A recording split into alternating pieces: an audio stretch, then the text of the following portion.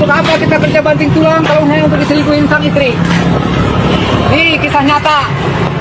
Viral pria di Banyuasin bakar warung bakso miliknya dan pakaian usai tahu istrinya selingkuh.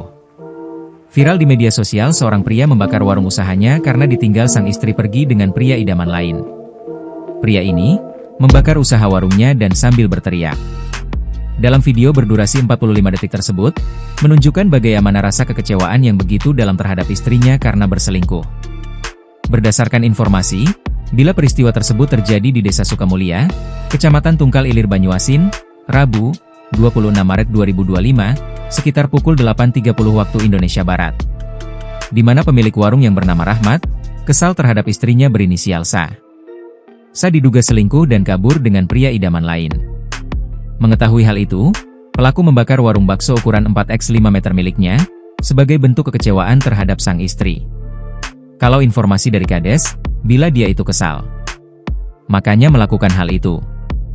Yang dibakar itu bukan rumah, tetapi warung bakso, kata Kadis PMD Banyuasin, Raya Nurdinsa, Jumat, 28 Maret 2025. Pembakaran yang dilakukan Rahmat, sengaja divideokan.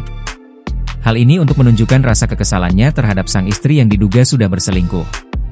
Dari kejadian ini, pihak kepolisian bersama Kades sudah mendatangi Rahmat terkait kejadian tersebut.